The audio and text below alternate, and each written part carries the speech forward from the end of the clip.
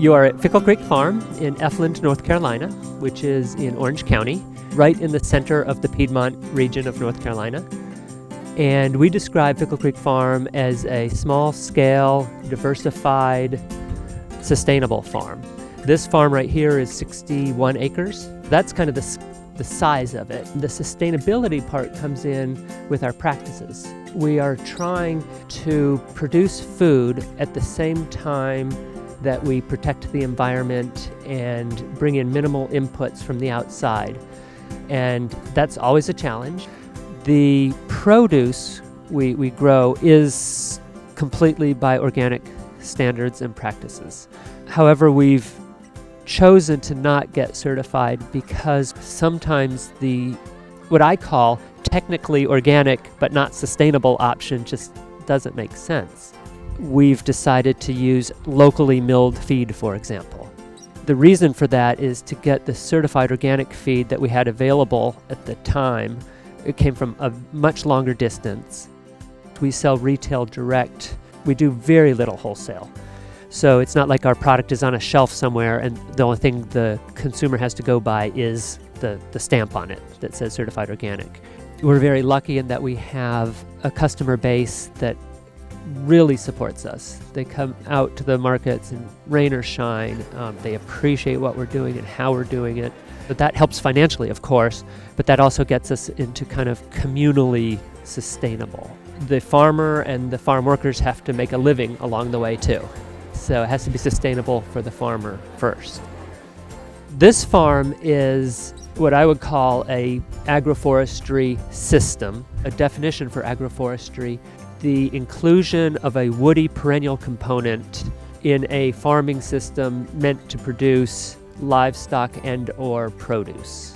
So our trees, just like our livestock, we look at in two ways. They have service benefits and they have product benefits. So examples that we get from the trees are shade, improved aesthetics, erosion control.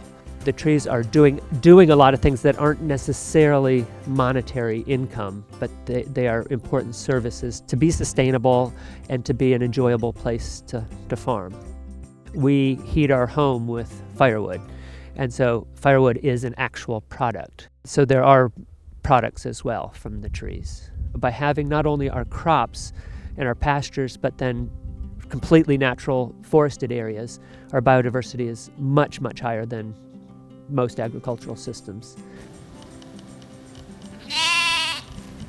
The livestock that we have brought to the farm and that we have now all got here because we were trying to meet a need of the farm's sustainability.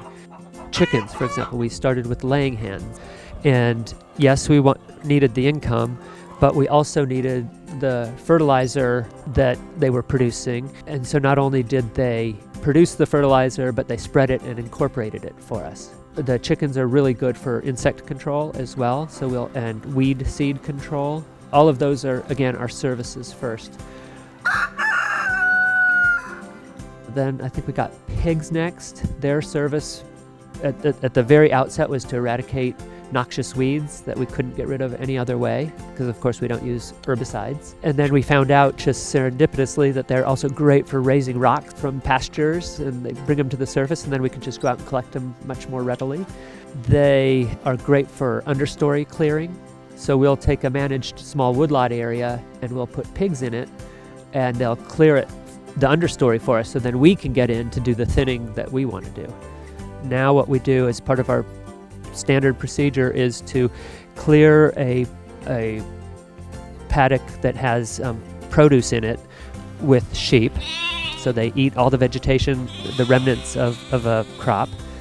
Then we bring in chickens typically, and they eat down even further, and they eat weed seeds and scratch.